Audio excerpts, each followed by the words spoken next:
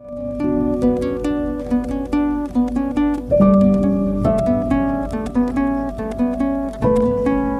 علیکم۔ شکاریات سیریز میں جو کہانی میں آپ کے لیے لے کر آئی ہوں اس کا عنوان ہے سیر و شکار۔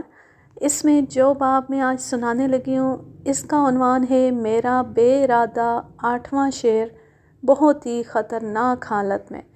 اس کے مصنف خان بہادر حکیم الدین، فارسٹ آفیسر، UP انڈیا۔ شروع مارچ سن 1929 میں کھیری فارسٹ ڈویژن سے پھر پیلی بھیت ڈویژن کے ترائی رینج میں جو کہ نیپال کی سرحد پر ہے ایک کوپ کا کلاس سے چپان کرانے کو لایا۔ خان بہادر رحمت اللہ EFS پینشن پر جا چکے تھے اور خان بہادر ضیاء الحق IFS نے ان سے چارج لے لیا تھا۔ میں نے پھر وہی پینشن یافتہ بوڑھی ہتھنی ایک ہفتے کے لیے مانگ لی اور ترائی رینج کے ایک بنگلے میں پہنچا جس کا نام میں بھول گیا ہوں، جہاں مجھے طالب علموں سے چپان کرانا تھا۔ وہاں پر پہلے ہی سے 2 شکاری ماں 2 ہاتھیوں کے اور بہت سے آدمیوں کے شکار کے پاس لیے ہوئے ٹھہرے تھے۔ میرے لیے بنگلے میں ایک کمرہ خالی تھا۔ میں کئی روز شکار کو بالکل نہیں گیا۔ گو شکاری صاحبان نے کہہ دیا تھا کہ ان کو کوئی اعتراض نہیں ہے۔ شکاری صاحب 4 پڈے لائے تھے جو کہ مارے جا چکے تھے اور شیر نہیں ملا تھا۔ میرے پاس بھی 2 پڈے تھے۔ انہوں نے ایک پڈا مجھ سے لیا اور زور دیا کہ آپ شام کو ضرور حسب معمول ٹہلنے جائیے اور جو کچھ ملے ضرور شوق سے ماریے۔ وہ پیلی بھیت ضلع کے نواب لوگ تھے۔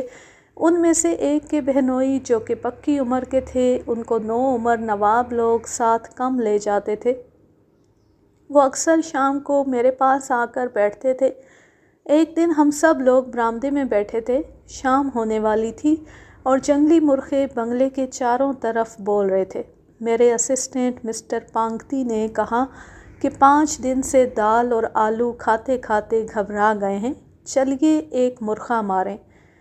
اس پر نواب صاحب کے رشتہ دار نے بھی زور دیا کہ ہاں اپنا ہاتھی منگا لیجئے اور تھوڑا گھوم آئیں۔ میرا جی بھی پورے دن بیٹھے بیٹھے گھبرا گیا تھا۔ وہ مہینہ رمضان کا تھا اور میں روزے رکھتا تھا۔ کام سے واپس آ کر غسل کر کے برآمدے میں آ کر بیٹھا تھا، حقہ بھرا ہوا تیار تھا اور سورج ڈوبنے کا انتظار کر رہا تھا کہ روزہ کھولوں۔ وقت بھی کم تھا اور میرا دل جانے کو نہیں چاہ رہا تھا کہ مرغوں کی آواز کے ساتھ چیتلوں نے بھی بنگلے سے 1 فرلانگ کے فاصلے پر بولنا شروع کیا۔ اس سے اور بھی سب کا شوق بڑھ گیا۔ میں نے اردلی سے کہا کہ ہاتھی لے آؤ۔ وہ قریب 1 ہفتے سے بیکار بیٹھا تھا۔ مہاوت بیکار بیٹھنے کی بجائے اس وقت تھاروں کے گاؤں میں چلا گیا تھا جو کہ نزدیک ہی تھا۔ اردلی بھی گوشت کا اتنا ہی شوقین تھا جتنا اور سب لوگ تھے۔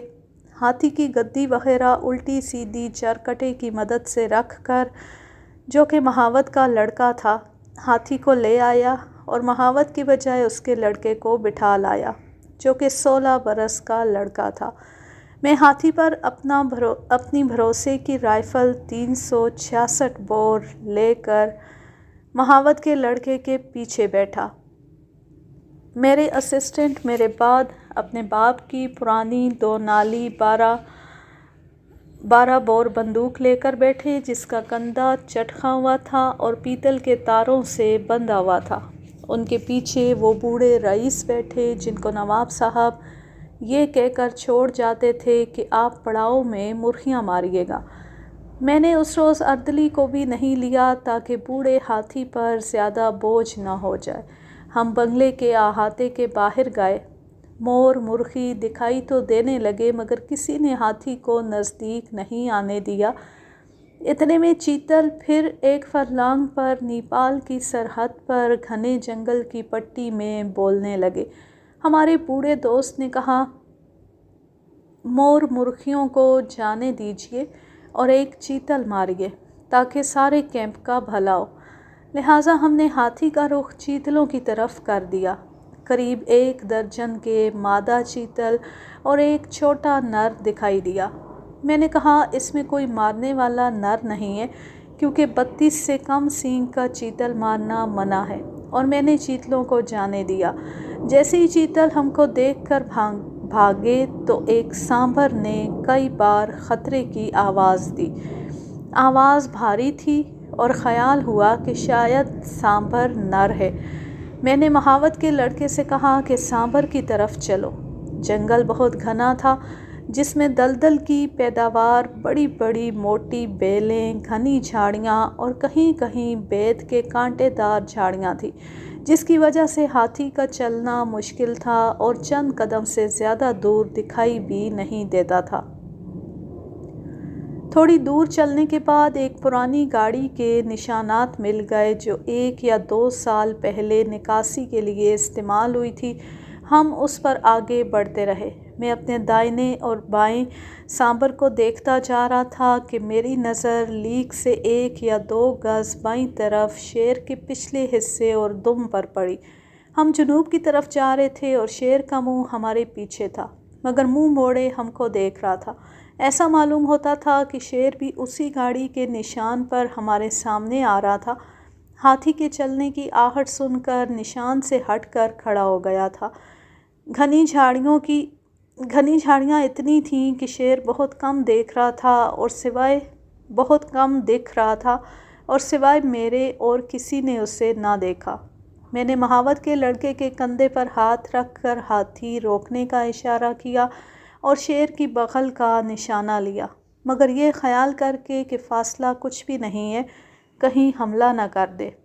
فوراً نشانہ سر پر بدل دیا، اس امید پر کہ فائر کے ساتھ ہی وہ گر جائے۔ لبلبی دبا دی۔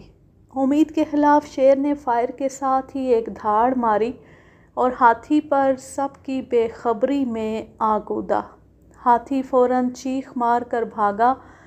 شیر کا ایک ہاتھ میرے اسسٹنٹ کی دونوں رانوں کے بیچ میں پڑا اور ان کی برجس پھاڑ لے گیا، اور دوسرا ہاتھ ہاتھی کی گدی پر پڑا اور اس کا بھی ایک ٹکڑا پھاڑ دیا۔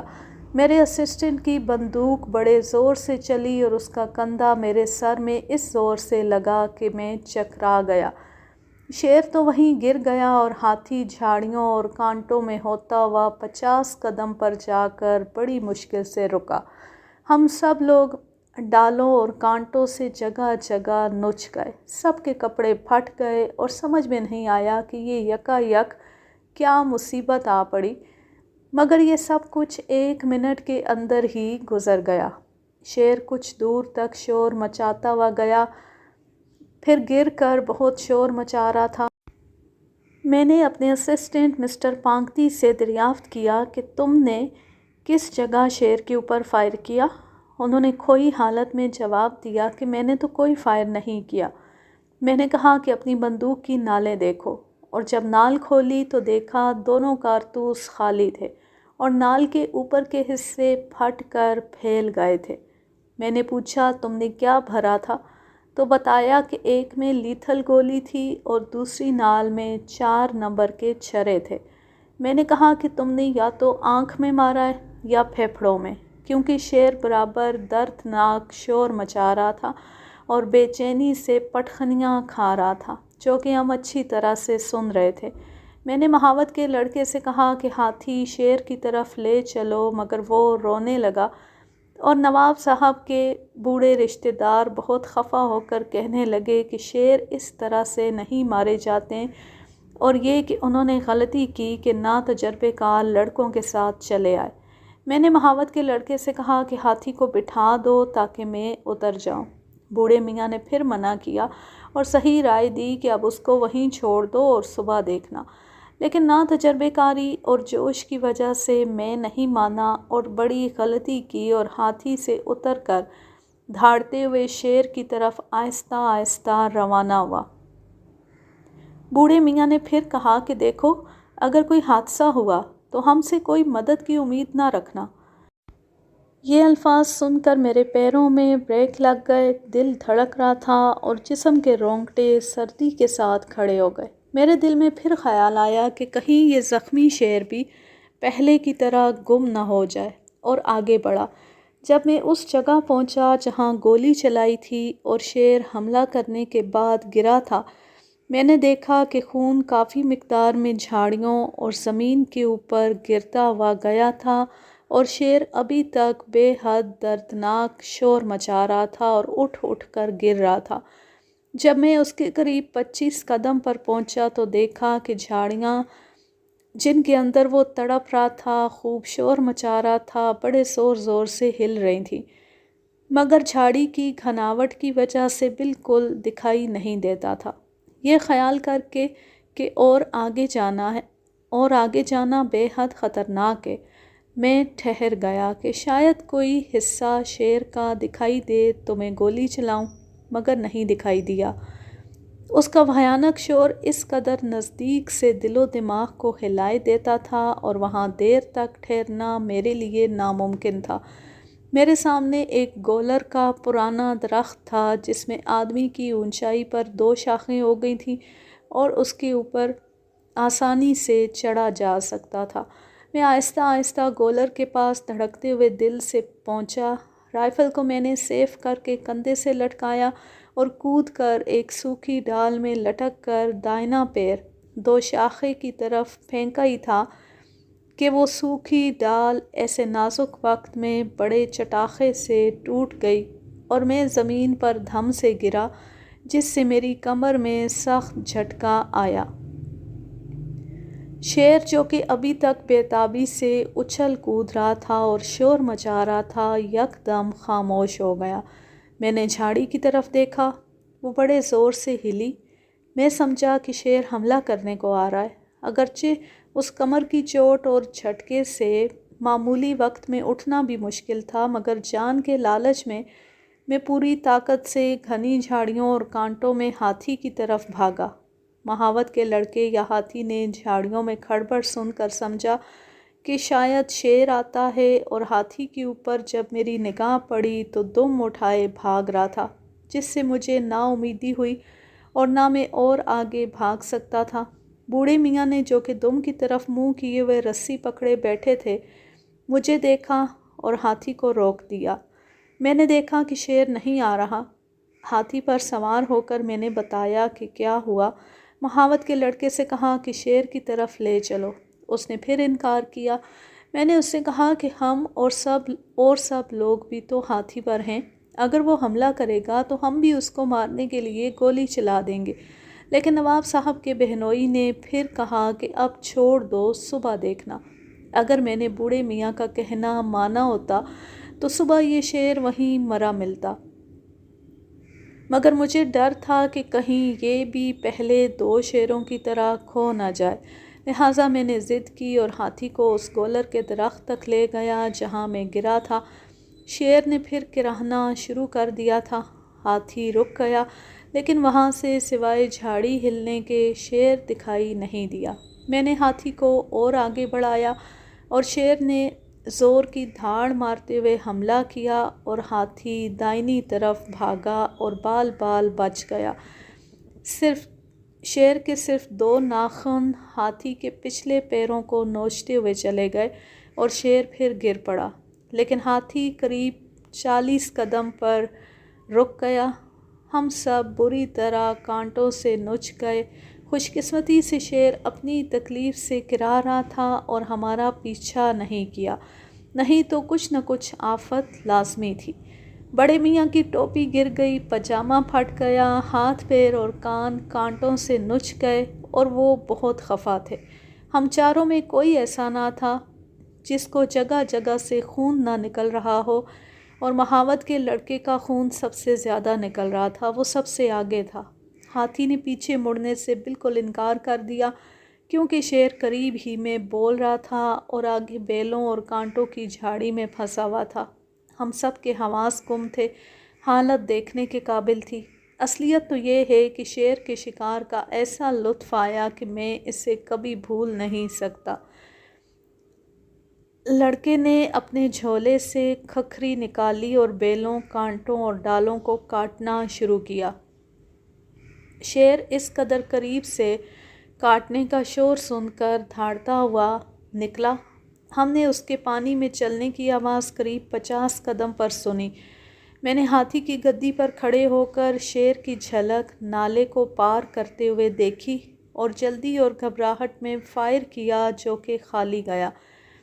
لڑکے نے کہا کہ یہ نیپال کی سرحد پر نرکل اور دلدل میں جا رہا ہے جو کہ نزدیک ہی ہے، اور میں اس کے آگے لے چلتا ہوں اور اس طرف جنگل بھی کھلا ہے۔ اس نے کہا کہ میں اس طرف روز چارہ لینے آتا ہوں اور اس رقبے کو خوب جانتا ہوں۔ میں نے کہا بہت اچھا، ضرور آگے لے چلو۔ وہ ہاتھی کو موڑ کر نرکل اور دلدل کے سامنے لا رہا تھا کہ شیر بھی بولتا ہوا قریب 60 قدم پر گھنی جھاڑیوں سے سر جھکائے ہوئے نکلا اور نرکل و دلدل کی طرف تھا۔ بندر بھی خوب شور مچا رہے تھے۔ میں اطمینان کا نشانہ چلتے ہوئے شیر پر درختوں کے بیچ میں ہاتھی پر سے نہ لے سکا اور لڑکے سے کہا کہ ہاتھی بٹھا دے تاکہ زمین پر سے اطمینان سے گولی چلاؤں۔ ہاتھی مشکل سے بیٹھا اور شیر نرکل کے کنارے پہنچ چکا تھا۔ میں نے بیٹھے ہوئے ہاتھی پر سے 2 فائر کیے جو کہ خالی گئے اور شیر نرکل میں گھس گیا جو کہ میں نہیں چاہتا تھا۔ اب اندھیرا ہونا شروع ہو گیا۔ میں نے روزہ کھولا اور مایوس ہو کر کیمپ واپس آئے تو کمر کے درد اور کانٹوں سے نچے ہوئے زخموں کی تکلیف کا اندازہ ہوا۔ بڑے میاں نے تمام قصہ نمک مرچ لگا کر اپنے نواب شکاریوں سے کہا۔ وہ دونوں میرے پاس آئے اور دریافت کیا کہ اب کیا ارادہ ہے۔ میں نے کہا کہ صبح اس کو تلاش کروں گا۔ انہوں نے کہا کہ ایک ہاتھی ہم اپنا بھی دے دیں گے اور پھر دوسرے کیمپ کو چلے جائیں گے۔ میری رات بے چینی سے کٹی اور نیند بھی کم آئی۔ صبح ایک نواب شکاری اپنے ہاتھی پر اور میں اپنے ہاتھی پر نرکل و دلدل تک گئے۔ بہت شور مچایا، پتھر پھینکے، کئی فائر ہوا میں کیے مگر کوئی کھٹکا سنائی نہ دیا۔ مہاوت ہاتھی کو نرکل اور دلدل میں نہیں لے گیا اور ہم اور زیادہ رنجیدہ کیمپ کو واپس آئے۔ غسل کیا، کپڑے بدلے اور کلاس کو کام پر لے گئے اور شیر کو ڈھونڈنے کا خیال چھوڑ دیا۔ مسٹر حق ڈویژنل فاریسٹ جو کہ دوسرے کیمپ میں پڑاؤ کیے ہوئے تھے، انہوں نے ڈاک والے کے ذریعے یہ واقعہ سنا اور تیسرے پہر کو موٹر میں آئے اور پورا قصہ سننے کے بعد کہا کہ میں مدد کروں گا، اور قریب 1 درجن تھارو نزدیک کے گاؤں سے بلائے اور ان کو فاریسٹ گارڈ کے ساتھ نرکل اور دلدل کے رقبے کے پورب میں بھیجا جو کہ تھوڑا ہی تھا، اور ان سے کہا کہ پورب سے نرکل میں آگ لگا دو، اور میرے ساتھ ہاتھی پر پچھم سے اس راستے سے خون دیکھتے گئے جس پر شیر گیا تھا، اس جگہ پر جہاں شیر دیر تک جھاڑی میں پچھلی شام کو تڑپتا اور شور مچاتا رہا تھا بہت زیادہ خون پڑا ہوا پایا، اور ہم نے خیال کیا کہ شیر ضرور مر گیا ہوگا۔ جب تک ہم نرکل اور دلدل کے پاس پہنچے آگ بھی بڑے زور سے جلتی ہوئی آ گئی اور ایک ریچھ نکل کر ہمارے دائنی طرف سے بھاگا۔ مسٹر حق ہاتھی پر سوار ہو کر اس کے پیچھے چلے گئے اور میں اپنے اردلی کے ساتھ وہاں رہ گیا۔ جب آگ ختم ہو گئی اور نرکل کے ڈنٹل بغیر پتوں کے کھڑے رہ گئے اور کافی دور تک دکھائی دینے لگے، میں نے اردلی سے کہا کہ دیکھو اب کافی ٹھنڈا اور جانے کے لائق ہو گیا ہے یا نہیں۔ میں نے دیکھا کہ وہ قریب 25 قدم گیا ہوگا۔ وہاں سے شیر شیر کہتا ہوا بھاگا۔ میں نے پوچھا کہ مرا ہوا ہے یا زندہ؟ اس نے کہا کہ میں ٹھیک سے نہیں کہہ سکتا، میں نے صرف اس کا جسم نالے کے اندر دیکھا ہے۔ میں نے مسٹر حق کا انتظار کیا اور ان کے آنے پر ہم سب ہاتھی پر گئے اور شیر کو نالے میں پانی کے اندر مرا ہوا اور پھولا ہوا پایا، اور پانی کی وجہ سے وہ جلنے سے بچ گیا۔ وہ شام ہی کو مر گیا تھا کیونکہ پیٹ بہت پھول چکا تھا اور کافی بدبو آنے لگی تھی۔ میں نے غور سے دیکھا تو میری صرف پہلی گولی سر کے پچھلے حصے میں لگی تھی جس سے سر کی ہڈی کا ایک ٹکڑا اڑ گیا تھا مگر بھیجے کی جھلی نہیں پھٹی تھی۔ میرے اسسٹنٹ کی لیتھل گولی اور 40 نمبر کے چھرے دائنی آنکھ اور ناک کے بیچ میں گھس کر صرف 1 انچ پر رک گئے اور دماغ پھر بچ گیا جس کی تکلیف سے وہ تڑپتا اور شور مچاتا تھا۔ وہ 9 فٹ 8 انچ کا خوب تگڑا نر شیر تھا۔ ہاتھی پر لادنے اور کیمپ لانے سے صرف پیٹ کے بال تھوڑے سے نکل گئے تھے۔ فوراً کھال کو نکال کر اور دھو کر پھٹکڑی کے تیز پانی میں رات بھر بھگو دیا اور دوسرے دن تنک پور کوچ کر کے وہاں کھال کو صاف کرا کر سکھایا، جو بگڑنے سے بچ گئی۔ یہ میرا دوسرے نمبر کا خطرے کا تجربہ تھا۔ اگر مسٹر حق نہ آتے تو یہ شعر بھی میں کھو چکا تھا۔ اگلے باب کا عنوان ہے میرا 26واں گلدار۔ تنک پور سے مجھے کلاس کو ہلدوانی فاریسٹ ڈویژن میں ایک پڑاؤ سے دوسرے پڑاؤ مارچ کرتے ہوئے اور کام دکھاتے ہوئے نینی تال اور الموڑا فاریسٹ ڈویژن لے جانا تھا۔ مقام چور گلیا کے نزدیک کلاس کو ایک نرسری بنا کر شیشم بونا تھا اور وہاں کے گھنے شیشم کے پلانٹیشن میں کمزور پودے نکال کر گھناوٹ کو ہلکا کرنا تھا اور ان کاموں کے لیے وہاں ایک ہفتہ ٹھہرنا تھا۔ ایک دن صبح کے وقت طالب علم نرسری بنا رہے تھے۔ میں اپنے اسسٹنٹ اور رینج افسر کے ساتھ ایک گرے ہوئے درخت پر بیٹھا اخبار پڑھ رہا تھا۔ تھوڑی دیر میں گدھ سامنے گھاس کے رقبے میں جنگل کے کنارے گرنے لگے۔ میں نے اردلی سے کہا کہ دیکھ آؤ کون سا جانور مرا ہے اور کیوں مرا ہے۔ اس نے واپس آ کر کہا کہ شیر نے ایک نر نیل گائے کئی روز ہوئے مارا ہے، بہت بدبو آ رہی ہے، آدھا کھا گیا ہے اور گدھ پڑ رہے ہیں۔ میں نے کہا کہ تم جا کر گدھوں کو اڑا دو اور وہیں بیٹھنا، کام ختم ہونے پر ہم آئیں گے۔ امید کی کہ شام کو کچھ تماشا دیکھنے کو شاید مل جائے، کیونکہ دل بہلانے کا یہی ذریعہ اور میرے لیے سینما تھا، جس سے میرے 38 برس جنگل کی جلا وطنی میں بڑے ہی لطف سے گزرے۔ دوپہر کو کام بند کرنے کے بعد ہم تینوں وہاں گئے اور دیکھا کہ ایک پورے قد کا نر نیل گائے بڑی گھاس میں ایک خشک نالے کے پاس آدھا کھایا ہوا پڑا ہے اور ریت پر یا تو چھوٹے شیر یا بوڑھے گلدار کے پیروں کے آنے جانے کے نشان بنے ہیں۔ میں نے کانٹے دار جھاڑیوں کی ڈالیں کٹوا کر لاش کو ڈھک دیا تاکہ گدھ نہ کھا سکیں اور واپس چلا آیا۔ شام کو میں مچان اور 2 آدمی رسی اور کلہاڑی لے کر گیا۔ وہاں 50 قدم تک کوئی درخت کسی طرف مچان کے لائق نہ تھا، مگر قریب 30-40 قدم پر ایک آدمی کے قد کے برابر اونچی دیمک تھی۔ میں نے اس کی چوٹی کو تھوڑا سا گرا کر بیٹھنے کے لائق ہموار کیا اور اس پر گھاس اور پتوں کی ایک تہ رکھی تاکہ گدی کا کام بھی دے اور سانپ وغیرہ کو نیچے کے سوراخوں سے اوپر آنے سے روکے، اور 2 پتوں والی ڈالیں دیمک سے اونچی اس کے دائیں بائیں گاڑ دیں، جس سے میں چھپ گیا۔ بیٹھنے کے بعد میں نے لاش کو گھاس کے باہر بالوں میں نکلوا لیا اور اپنے آدمیوں کو ماں مچان کے واپس کر دیا اور کہہ دیا کہ اندھیرا ہونے سے پہلے لالٹین لے کر آ جائیں اور نرسری میں بیٹھیں جب تک میں سیٹی دوں۔ لاش کو کھلی ہوئی دیکھ کر گدھ جو صبح سے آس پاس کے درختوں پر بیٹھے ہوئے انتظار کر رہے تھے آ گئے اور تھوڑی دیر میں ختم کر کے ہڈیاں اور کھال چھوڑ کر اندھیرے سے پہلے اڑ گئے۔ موقع تو بہت کم تھا، مگر میں مچان پر آرام سے بیٹھا رہا۔ پیر ٹیکنے کے لیے بھی میں نے جگہ بنا لی تھی۔ کوئی کھٹکا کسی طرف سے گلدار کی موجودگی کا نہیں ہوا۔ اندھیرا ہو گیا، مگر ہلکی روشنی 4-5 دن کے چاند کی تھی۔ پرندوں نے اپنا منحوس گیت شروع کیا۔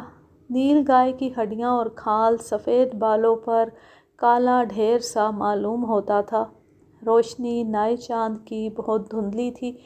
میں سیٹی دینے والا تھا کہ مجھے ہڈیاں گھسیٹنے کی کچھ آواز سنائی دی۔ میں نے غور سے دیکھا تو ایسا معلوم ہوا کہ گیدڑ ہڈیوں کو گھاس کی طرف گھسیٹنے کی کوشش کر رہا ہے۔ میں نے خیال کیا کہ جو کچھ بھی ہو، اب اور دیر تک نہیں بیٹھنا، ایک فائر کر کے چلیں۔